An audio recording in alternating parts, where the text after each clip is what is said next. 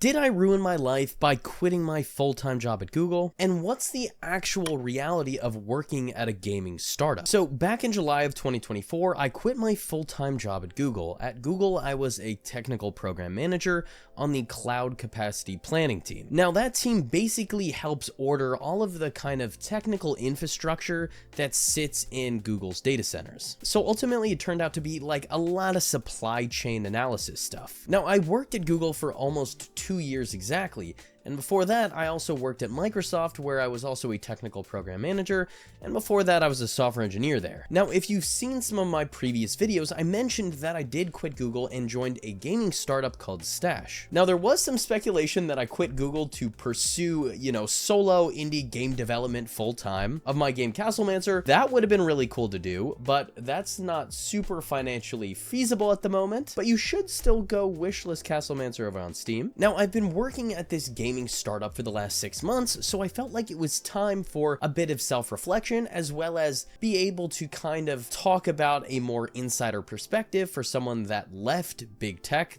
I was working there for 4 years and then joined a startup, and specifically a startup in the gaming and game development kind of industry. Now, briefly for context, Stash basically helps game developers go more direct to consumer and ultimately avoid that 30% revenue cut that comes from platforms like Apple, Google, Steam, and among many other services. And it's actually funny, whenever I tell people that I quit Google, everyone's like, oh my God, how could you do that? How could you leave the giant? How could you give all that up? And to be honest, saying it out loud, it does seem kind of insane. I was leaving private chefs, a great gym, cooked meals, free snacks, massages, great stability, good compensation, good coworkers, good work-life balance. So like I say all of that and it sounds crazy, but I felt like I was just stagnating. Paradoxically, it felt so comfortable that it would be super easy to just retire there, and you'd probably be able to retire a lot early compared to a lot of other people. But I don't think it was satisfying the challenge or the ambition that I was kind of ultimately looking for. And it was almost kind of like a quarter life crisis almost, where I'm just like sitting in the office and you just look around and you're like, so is this it? Like, is this my whole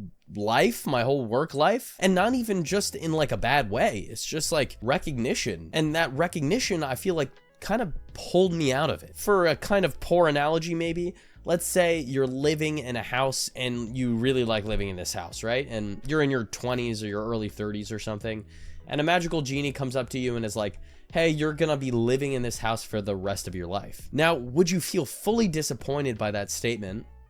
I mean, maybe not, because you kind of like the environment, but also like maybe you'd be a little bit disappointed because you're like, that's it? Like, you've already seen everything. You've walked through all of those hallways 100 times. Like, that's it? That's all that's left? So that's what I kind of started to feel like. Now, I do want to say that everyone I worked with at Google was absolutely fantastic, so it was nothing related to that. But now 6 months afterwards, do I feel like I made a mistake? I want to say no, but with some caveats. So joining a startup is a lot riskier. Now, we are a decently funded startup with a great founding team, so that gave me a lot more confidence in the startup overall to actually leave Google, but it's obviously, less stable and riskier than a company of Google's size. And during this period, I also moved to New York City from Seattle, so I realized that I'm actually worrying about money a lot more than I used to.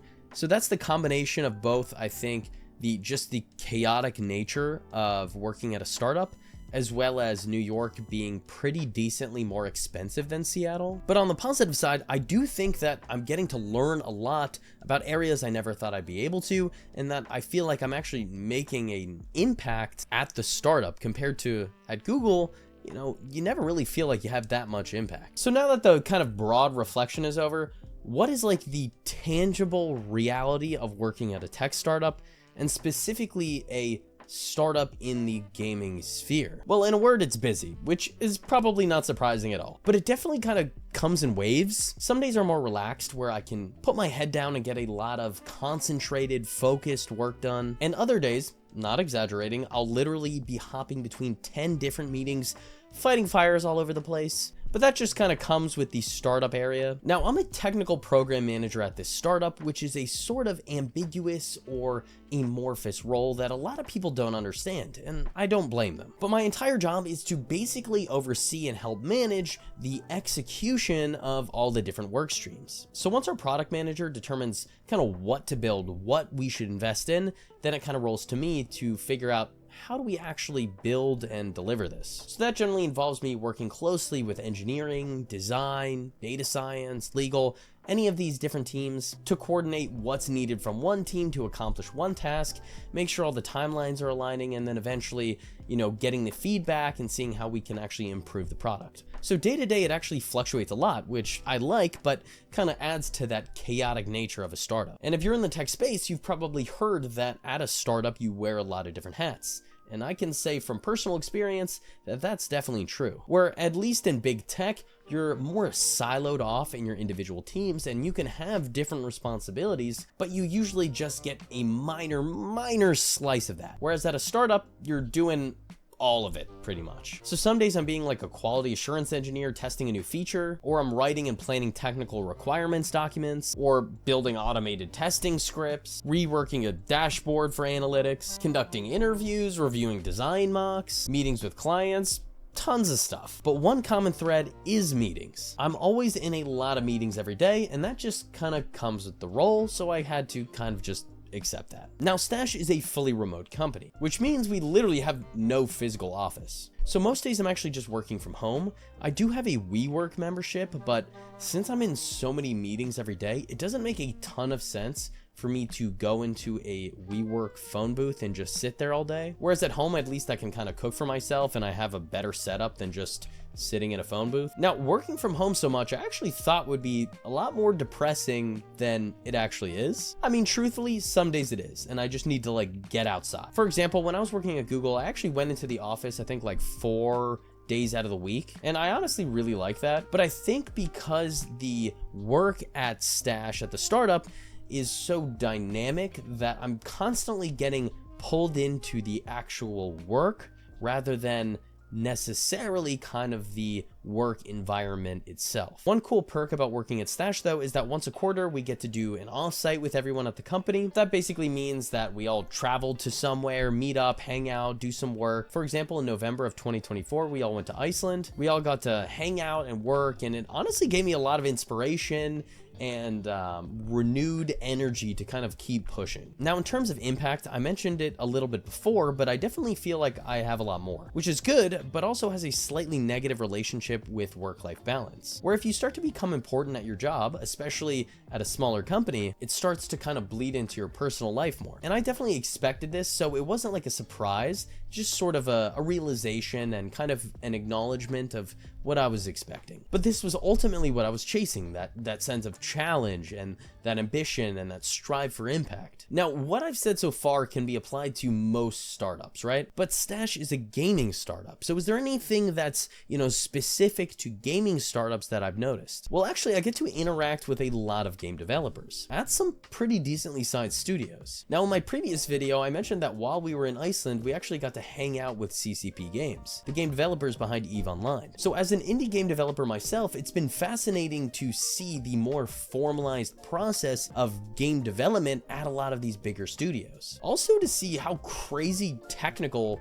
professional games can get. And not even just the actual game itself, but all of the kind of meta work involved in that. So things like analytics, data, player tracking, authentication, client releases, platform changes, all of these crazy things that as a solo game developer kind of took for granted not having to think about these things. Ultimately, it's been a very rewarding experience because it's kind of been able to expand my horizons in kind of a cliche way to say it, or just expand my view from kind of the solo indie game dev community here on YouTube to a much broader environment of like professional game studios. So in March, I'll actually be going to GDC, the Game Developers Conference held in San Francisco, which I heard can get pretty intense in some of the lecture topics they host. So I'm excited to see how that environment kind of differs from what I'm used to. Now that was a whole long-winded answer, but to kind of put the whole recap into 2 sentences, quitting Google I think was a good idea and good for my career interests, you know, ultimately kind of at the expense of stability. But overall, I've been loving working at Stash, and I'm super excited to see how it kind of plays out going forward. Now, if what I've said in this video resonates with you and you want to try to venture into a startup,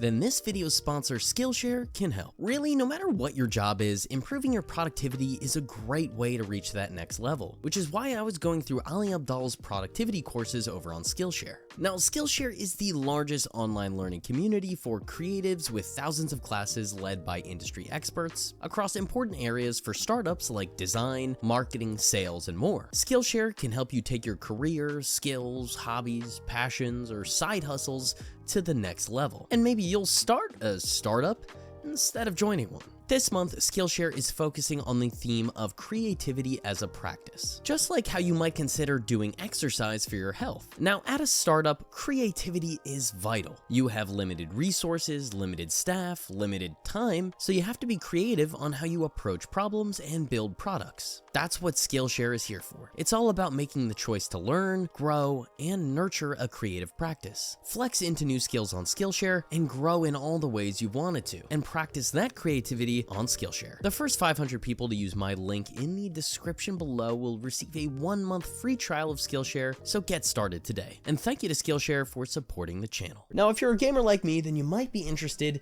in my indie game. It's a game called Castlemancer. It's a roguelike deck builder like Slay the Spire, but you actually drag out cards that interact with the game world. If that seems interesting, wishlisting on Steam definitely helps me out. Thanks for watching. We do about British accent at the end of every video. Wishlist Castlemancer over on Steam. That's all from me. Hopefully I see you in another one. Bye bye.